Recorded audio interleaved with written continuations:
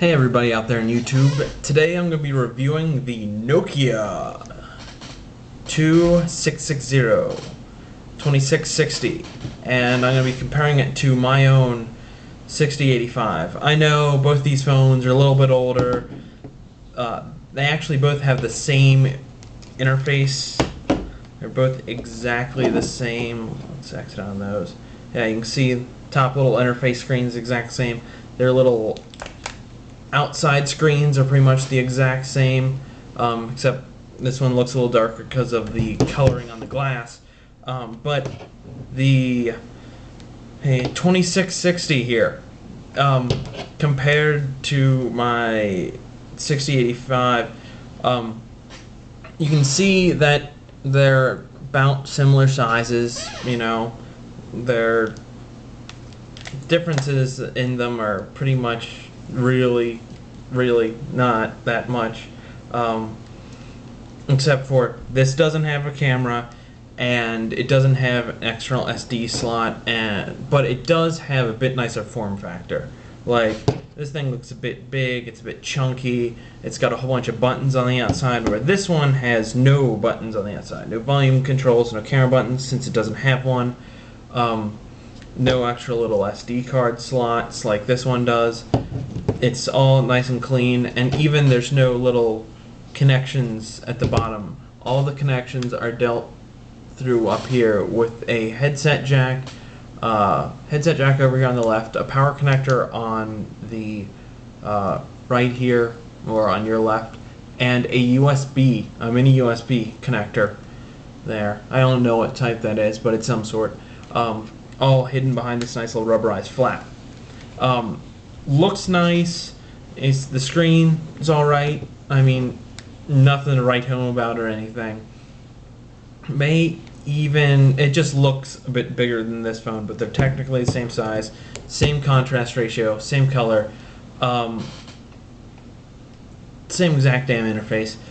But the thing about this phone is, while the buttons on the front are basically the same layout, it's got the same little gray scroll area here and the off, on, and menu buttons across the top, and you can program it the same way. The buttons on the 2660 aren't as nice. They're much flatter.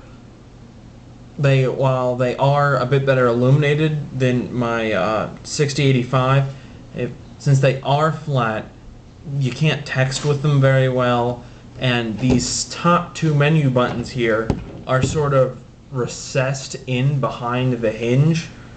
Like, I'm just barely touching it, and if you're trying to use it with your thumb, sometimes you end up hitting over on the wheel, especially if you have clunky fingers like I do. And my fingers aren't even that big, they're just, clunky.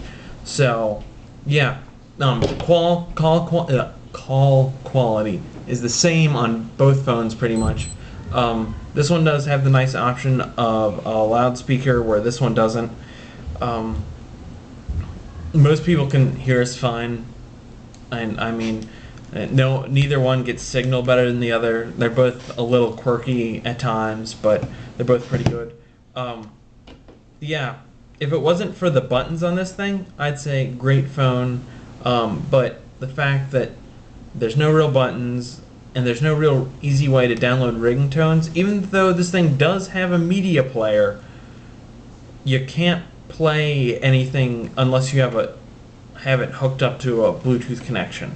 So if your computer doesn't have Bluetooth, or you're not downloading tones off of the your cell phone carrier's web store or whatever, you can't put tunes directly on this. Whereas this one, you have the micro SD card and the Bluetooth adapter and the store. So, and yeah, in the box you get a little headset, a little cheapo thing. So yeah, overall, C quality phone. It's one of those free phones you get, and so what do you expect from a free phone? But if you can, pay the extra $10 to get this little crappy camera phone. It does more for you.